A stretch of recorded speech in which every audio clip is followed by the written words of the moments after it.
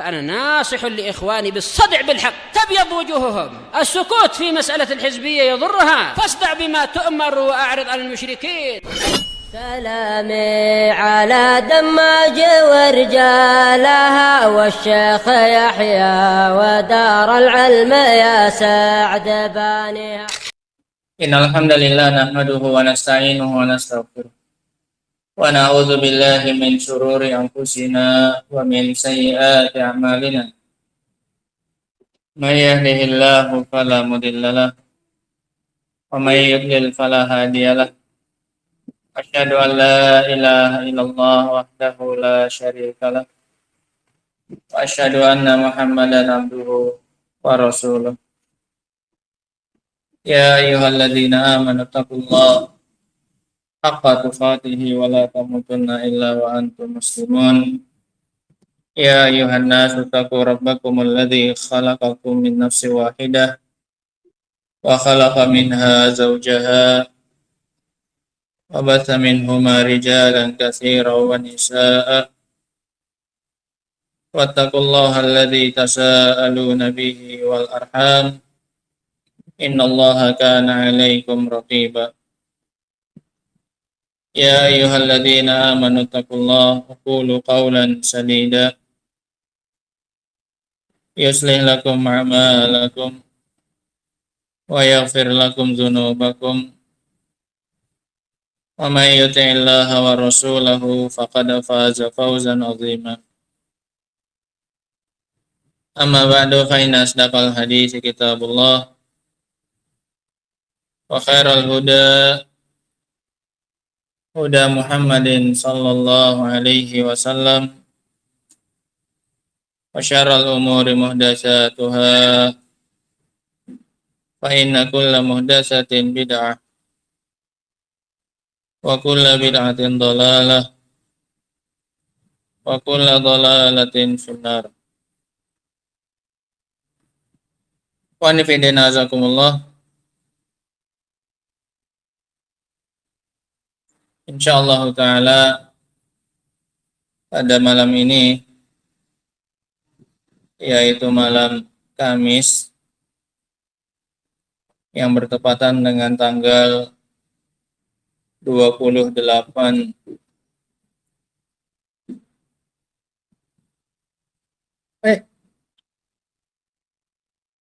yang bertepatan dengan tanggal 28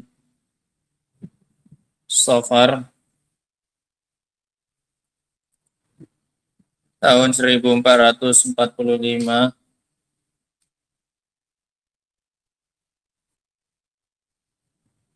yang bertepatan dengan Rabu 13 September 2023 Masehi. Kita akan memulai kajian kita dari kitab yang baru, yaitu kitab Al-Qawaid Al-Musla. Kitab ini adalah kitab dasar dalam disiplin ilmu tentang nama dan sifat Allah Subhanahu wa Ta'ala. Sehingga yang kita pelajari, isi dari pelajaran kita ini adalah membahas tentang nama-nama dan sifat-sifat Allah Subhanahu wa Ta'ala. Dan yang dibahas adalah kaidah yang terkait dengannya. Bagaimana cara memahami nama dan sifat Allah Subhanahu wa Ta'ala. Dan kitab ini ditulis oleh Syekh Muhammad bin Shalih Al-Utsaimin rahimahullahu ta'ala, seorang ulama besar di zaman kita, karena kita tergolong sezaman dengan beliau, dan punya perhatian khusus terhadap disiplin ilmu akidah. Sangat banyak kitab-kitab beliau adalah berupa syarah dan penjelasan tentang akidah, tentang tauhid. Mulai dari syarah Thalathatul Usul, kemudian syarah Kasyfus Syubhat, kemudian syarah kitab Tauhid, Al-Qaulul Mufid. Beliau juga punya syarah Al-Aqidah Al-Wasithiyah. Kemudian beliau punya Taqrib Tadmuriyah. Beliau punya Talkhis Al-Hamawiyah. Semuanya dalam bab akidah. Beliau juga punya kitab Aqidah Ahli Sunnati wal Jamaah. Nah, dan kitab-kitab akidah yang lainnya. Sangat banyak karya-karya beliau yang menjelaskan tentang perkara akidah. Sehingga sangat wajar kalau kita memilih kitab ini sebagai kitab lanjutan untuk kita pelajari. Dikarenakan kemapanan ilmu beliau dalam bab akidah. Nah, dan juga beliau adalah ulama yang muasirin, ulama yang sezaman dengan kita, sehingga harapannya bahasa yang beliau gunakan itu lebih sesuai dengan bahasa kita di zaman sekarang, sehingga harapannya kita lebih mudah dalam memahami tulisan beliau. Nah, adapun judul dari kitab ini sebagaimana yang tertulis di sampulnya adalah Al-Qawaidul Musla, kaidah-kaidah yang musla. Musla ini adalah bentuk muannas dari amsal. Bentuk muannas, bentuk perempuan dari amsal. Dan amsal sendiri maknanya adalah ahsan dan afdal. Amsal maknanya afdal dan ahsan. Sehingga makna kitab ini adalah kaidah-kaidah yang terbaik.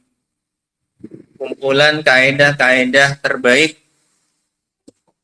fi sifatillahi wa asma'ihil husna, dalam memahami sifat-sifat Allah dan nama-namanya yang husna.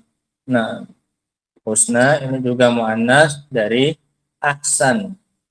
Husna atau muannas dari ahsan, yang terbaik. Maaf. Apa? Maaf ya. Tutup ini. Habis tadi ya. Ya. Enggak bisa sana. Pulang dulu.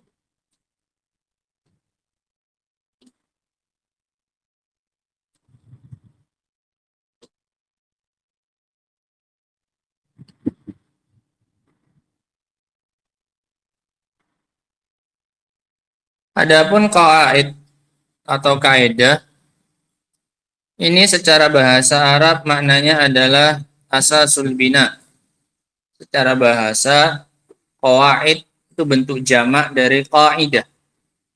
Dan qaidah secara bahasa maknanya adalah asasul bina, dasar dari bangunan. Itu namanya qaidah.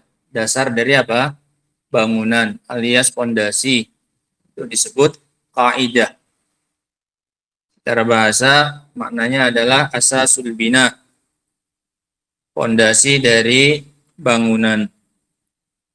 Adapun secara istilah, maknanya qawaid adalah hukmun aglabi. Ini lebih bagus insyaallah ya kawan. Bahwasanya kaidah itu adalah hukmun aglabi. Sebagian ulama menafsirkan dengan hukmun kulli. Hukum yang bersifat apa ini? Menyeluruh. Namun insyaallah lebih tepat kita katakan hukmun aglabi. Hukum yang bersifat dominan. Artinya selalu saja ada permasalahan-permasalahan yang keluar dari kaidah yang disebut dengan istisnaat, pengecualian-pengecualian. Kita tahu hukum asalnya perintah adalah apa ini? Wajib. Kita tahu bahwasanya hukum asal larangan adalah haram. Ini kan kaidah. Tapi apakah semua permasalahan masuk dalam kaidah ini? Tentu saja tidak. Selalu ada permasalahan-permasalahan yang keluar dari apa ini? Kaidah ini. Makanya dia lebih tepat dikatakan hukum apa ini? Aglabi, hukum dominan. Artinya memang kebanyakan masalah masuk dalam kaidah itu. Tapi tidak semuanya. Makanya nanti kita belajar qawaidul fikih atau usul fikih, selalu saja ada kaidah-kaidah atau permasalahan yang keluar dari apa ini? Kaidah. Sehingga lebih bagus kita katakan kaidah itu adalah hukumun aglabi. Hukum secara apa ini? Dominan. Kebanyakannya iya masuk dalam masalah itu, dalam kaidah itu. Nah, hukumun aglabiyun. Dia adalah hukum secara dominan. Yantabiku ala mu'zami juz'iyatihi. Yang bisa diterapkan kepada kebanyakan bagian permasalahannya. Alladhi yantabiku ala mu'zam juz'iyatihi. Yang bisa diterapkan pada kebanyakan permasalahan cabangnya. Nah, litu rafa ahkamuha minhu, supaya diketahui hukumnya dari kaidah tersebut. Nah, sehingga ini ikhwan, fa ahkamuha laysat kulliyah. Sehingga hukum-hukum dari kaidah ini tidak bersifat apa ini?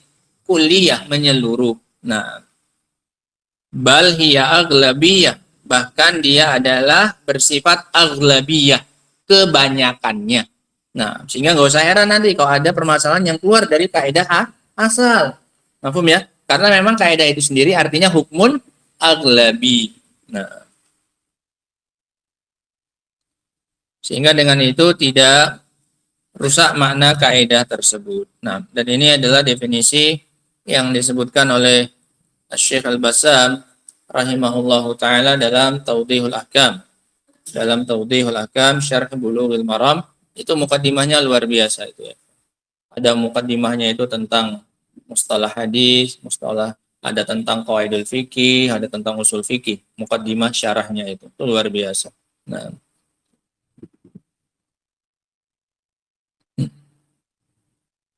sehingga ini ya maknanya qawaid, hukum-hukum yang bersifat apa ini? Bersifat dominan, kebanyakan. Nah, yang bisa diterapkan pada sebagian besar permasalahannya.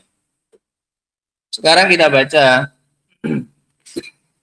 kata pengantar yang diberikan oleh Syekh Abdul Aziz Ibnu Baz rahimahullahu taala. Kitab ini diberi mukaddimah, diberi kata pengantar oleh Syekh bin Baz rahimahullahu taala.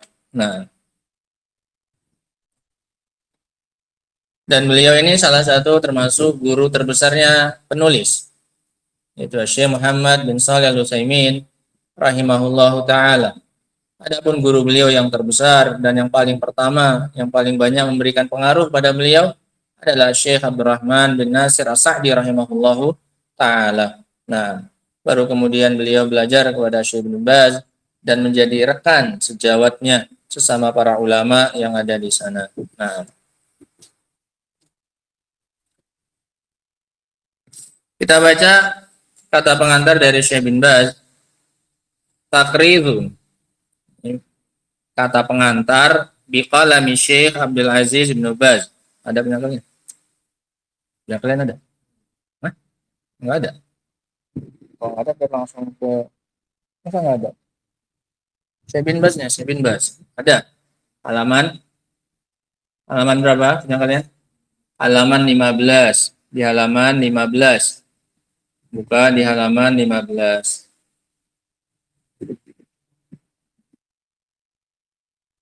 Udah?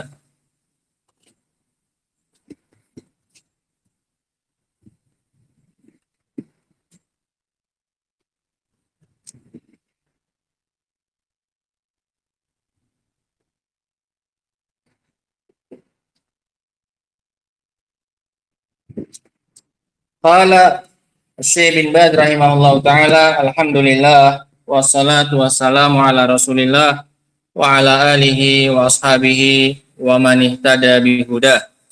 Segala puji bagi Allah, salawat dan salam kepada Rasulullah dan juga kepada keluarganya dan para sahabatnya, dan kepada orang-orang yang mengambil petunjuk dengan petunjuk beliau. Ini boleh salawat dan salam untuk selain Rasul sallallahu alaihi wasallam boleh, dengan syarat dia sebagai apa? Pengikut. Dengan syarat dia sebagai pengikut. Karena sebelumnya sudah ada salawat dan salam untuk Rasulullah sallallahu alaihi wasallam, maka boleh diikutkan setelahnya salawat dan salam untuk selain Rasul. Makanya di sini ada salawat juga untuk keluarga, untuk para sahabat, dan semua orang-orang yang mengambil petunjuk dengan petunjuknya siapa? Rasul sallallahu alaihi wasallam. Boleh bersalawat dan mengucapkan salam kepada selain Rasul sallallahu alaihi wasallam boleh, dengan catatan dijadikan sebagai pengikut, bukan disendirikan salawat untuk mereka. Nah, amma ba'du, adapun setelah itu, faqad tala'tu 'alal mu'allafil qayyim, sungguh saya telah mengetahui sebuah karangan yang bagus, qayyim, yang luar biasa, yang punya nilai, yang bernilai, qayyim, yang punya qimah. Saya telah mendapati sebuah karangan, mu'allaf, sebuah kitab yang bernilai, alladzi katabahu sahibul fadilah al-allamah, yang ditulis oleh orang yang memiliki keutamaan, sahibul fadilah, wal al-allamah, orang yang banyak ilmunya. Al-allamah ini sifat mubalaghah dari alim, maka al-allamah itu taknya lil mubalaghah, bukan lit ta'nits. Taknya untuk menunjukkan apa? Berlebih-lebihan dalam sifat keilmuan. Artinya betul-betul punya ilmu ini, al-allamah. Sama seperti da'iyah. Ad-da'iyah ini juga taknya bukan untuk muannas. Walaupun bisa digunakan untuk muannas kalau da'inya perempuan, tapi kalau digunakan untuk laki-laki maka itu taknya untuk apa? Mubalaghah. Ad-da'iyah al-islamiyah fulan bin fulan. Boleh? Boleh. Taknya tak apa ini? Tak mubalaghah namanya. Nah, akhuna asy-syekh, saudara kami asy-syekh, ini pujian dari Syekh bin Baz kepada Syekh bin Utsaimin rahimahullahu taala. Muhammad bin Shalih al-Utsaimin fil asma'i was sifat, yang ditulis oleh Syekh Muhammad bin Shalih al-Utsaimin tentang masalah nama dan sifat. Itu nama dan sifatnya siapa maksudnya? Allah Subhanahu wa taala. Wa samahu al-qawaid al-musla, dan beliau namakan kitab itu dengan Al-Qawaid Al-Musla fi sifatillahi wa asma'ihil husna. Wa sami'tuhu min awalihi ila akhirih, dan saya telah mendengarkannya dari pertamanya sampai terakhirnya. Kenapa kok dibacakan? Kenapa dibacakan? Karena beliau buta. Beliau nggak bisa membaca. Beliau buta, maka dibacakan. Dan luar biasanya kitab ini beliau dengarkan dari awal sampai akhir, bukan sepenggalnya saja. Artinya beliau sudah mengetahui isi lengkap dari kitab ini. Nah, dan saya telah mendengarnya dari awalnya hingga akhirnya. Fa'alfaituhu kitaban jalila, maka saya mendapatinya sebagai sebuah kitab yang agung, kitab yang mulia. Ini pujian untuk kitabnya. Kalau tadi yang di atas pujian untuk penulisnya, digelari dengan Sahibul Fadilah, digelari dengan Al-Allamah, nah, oleh gurunya sendiri. Nah, maka saya mendapatinya kitab yang jalil, kitab yang agung, kitab yang besar.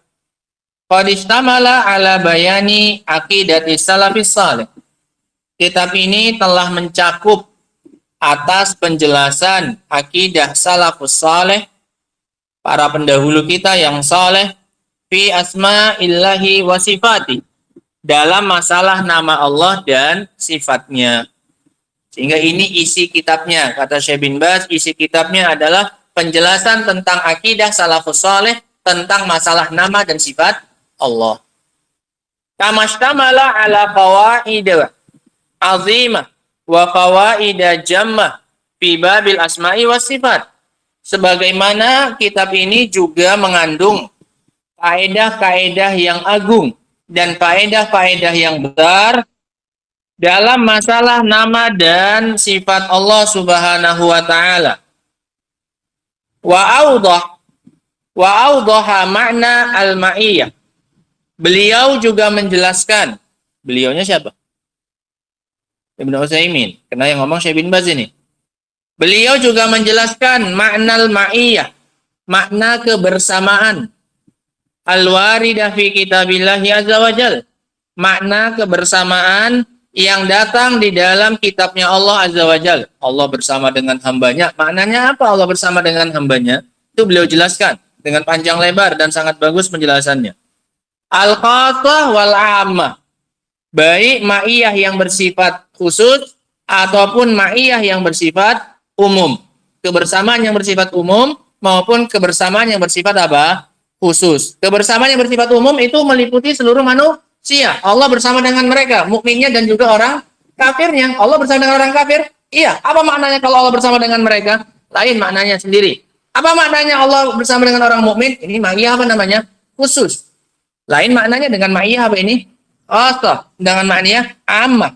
Nah, ini beliau jelaskan nanti. Indah ahli sunnati wal jamaah. Menurut atau di kalangan ahlu sunnati wal jamaah. Wa annaha haqqun. Dan bahwasanya kebersamaan ini adalah benar.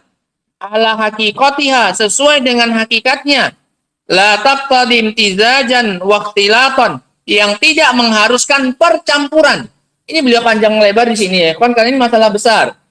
Masalah kebersamaan Allah Subhanahu wa taala ini sering dijadikan sebagai alat untuk menolak sifat ketinggian Allah Subhanahu wa taala.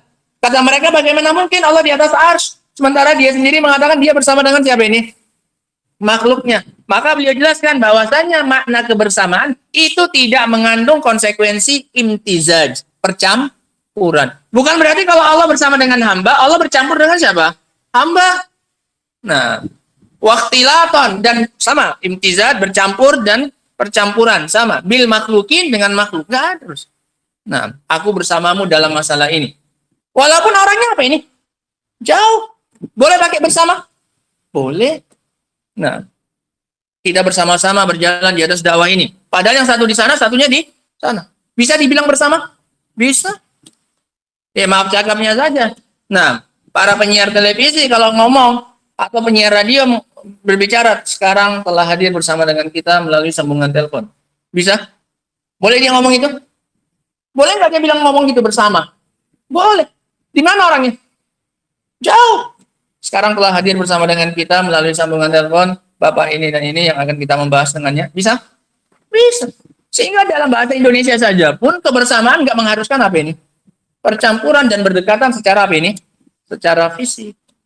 Mahfum ya? Nah. Sehingga jangan dipahami kalau Allah mengatakan Allah bersama dengan makhluknya, kemudian Allah bersama dengan kita secara apa ini? Fisik. Nah.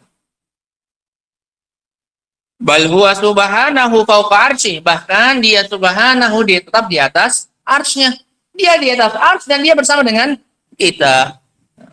Kama akhbara an nafsihi, sebagaimana dia sendiri yang mengabarkan tentang dirinya. Wa kama yaliku bi jalalihi subhana, dan sebagaimana yang layak dengan keagungan dia subhana. Wa inna ma taqtadi ilmahu. Kebersamaan Allah itu konsekuensinya adalah ilmunya Allah. Kalau Allah bersama dengan kita, berarti Allah mengetahui tentang kita. Apapun yang kita lakukan, Allah apa? Tahu. Apapun yang kita ucapkan, Allah dengar. Ini maknanya apa? Kebersamaan. Nah, kebersamaan itu mengharuskan ilmunya Allah. Wattila'ah, dan pengetahuan Allah. Wa ihatatah, dan peliputan Allah. Allah meliputi kita. Nah, wa ihatatahu bihim, dan peliputan Allah kepada makhluknya, wa sama'ahu, dan pendengarannya liaqwalihim, terhadap ucapan mereka, wa harakatihim, dan juga terhadap gerakan mereka, wa basarahu, dan mengharuskan Allah melihatnya, bi ahwalihim, keadaan-keadaan mereka, wa domairihim, Allah juga melihat isi hati mereka, domair, domirnya mereka, Allah juga tahu. Wahiblahu, ini sampai sini Ini ma'iyah ammah. Dari ilmu sampai penglihatan, Allah tahu, Allah melihat, Allah mendengar hambanya. Sampai sini, ini ma'iyah ammah. Ini kebersamaan yang bersifat apa ini? Umum. Artinya ini berlaku untuk setiap orang. Mau mukminnya, mau apanya? Kafirnya. Orang kafir buat maksiat, Allah tahu? Allah bersama dengan mereka? Iya.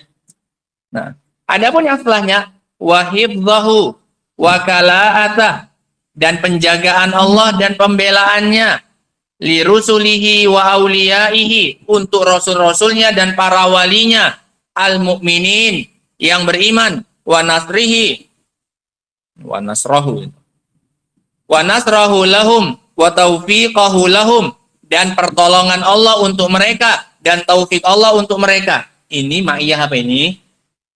Khosoh. Kalau Allah sudah bersama dengan mereka, maka konsekuensinya tidak hanya sekedar tahu, tapi Allah juga akan apa ini? Membelanya, Allah juga akan menolongnya, Allah juga akan apa ini? Menjaganya, Allah akan ngasih apa? Taufik kepadanya. Kenapa? Karena Allah bersama dengan hambanya yang beriman. Ma'iyah apa ini? Khosoh. Sehingga dengan ini beliau ingin mencontohkan konsekuensi dari ma'iyah ammah dan konsekuensi dari ma'iyah apa ini? Khosoh. Sehingga yang dapat ma'iyah khosoh pasti dapat ma'iyah ammah. Tapi tidak semua yang dapat ma'iyah ammah dapat ma'iyah apa? Masuk? Awal-awal disuruh mikir. Yang dapat ma'iyah ammah belum tentu dapat ma'iyah khosoh. Yang dapat ma'iyah khosoh pasti kena ma'iyah ammah. Betul? Masuk? Masuk. Yang nggak masuk, masukkan. Ila ghairi dzalika mimma taqtadihil ma'iyah al-'ammatu wal khassah. Dan yang selain itu dari konsekuensi dari kebersamaan secara umum dan secara khusus. Wa minal ma'anil jalilah, dari makna-makna yang agung, wal haqa'iqi tsabitah lillahi subhanahu, dan hakikat-hakikat yang tetap bagi Allah subhanahu. Kama istamala ala ingkari qauli ahli ta'til. Kitab ini juga mengandung atas pengingkaran ucapan ahli ta'til. Ahli ta'til nanti akan disebutkan. Ta'til itu adalah menolak sifat.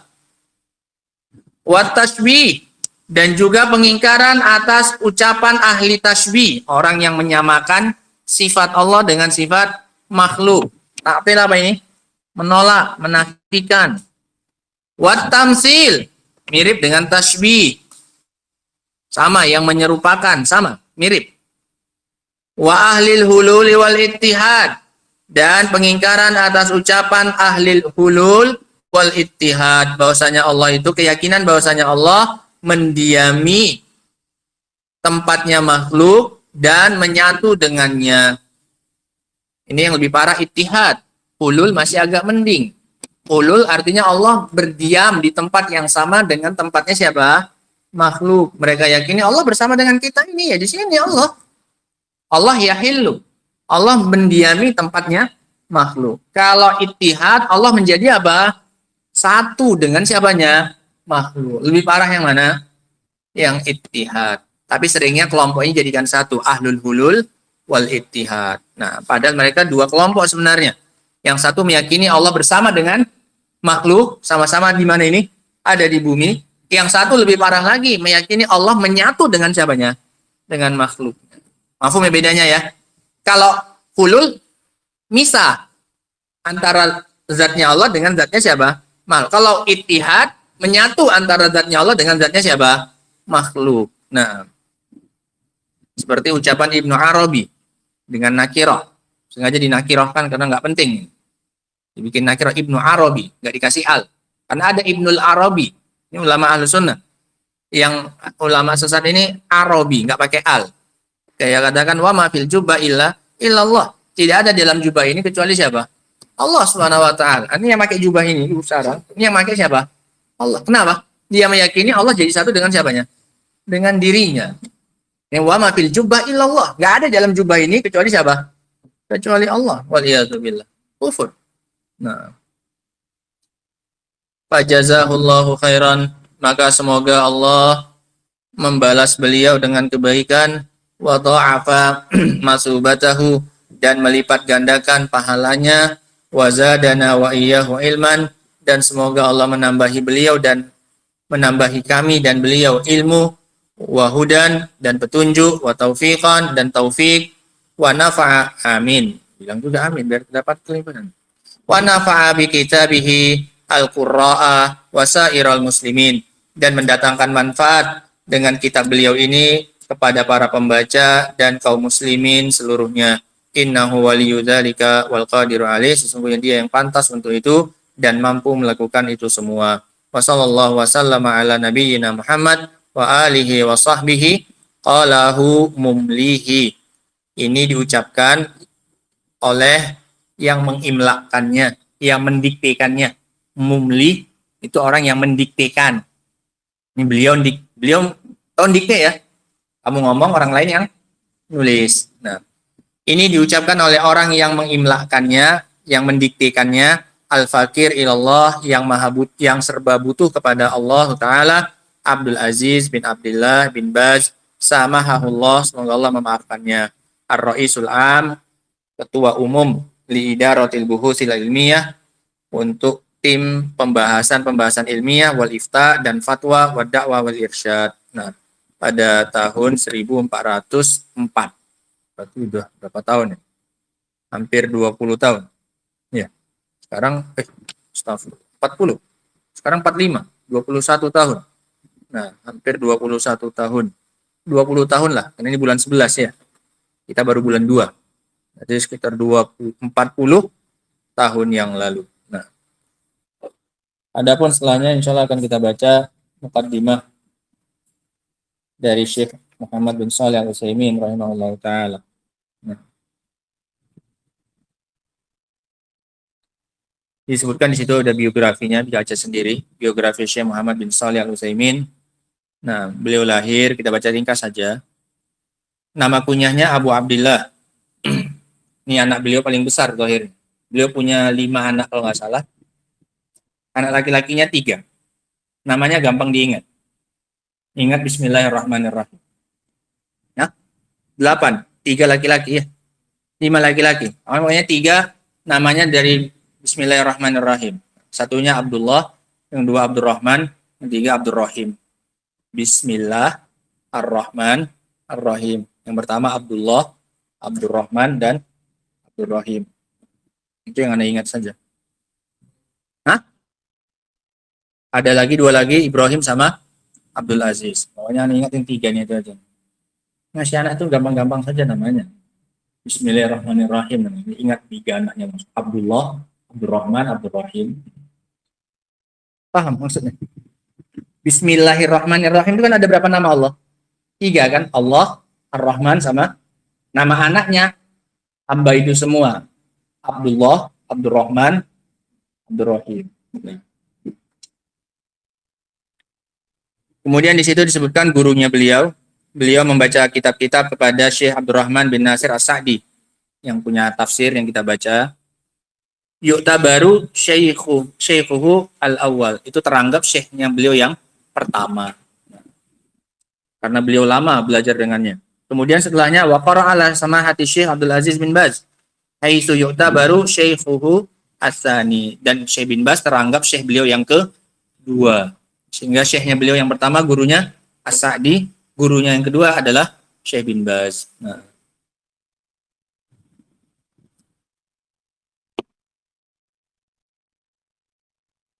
Wallahu ta'ala alam bissawab. Setelahnya karangan-karangannya yang sudah kita sebutkan tadi di awal. Wallahu ta'ala alam bissawab. Adapun lanjutannya insyaallah ta'ala akan kita baca pada pertemuan berikutnya. Wa akhiru da'wana alhamdulillahirabbil alamin. Subhanakallahumma bihamdika asyhadu an la ilaha illa anta astaghfiruka wa atubu ilaik.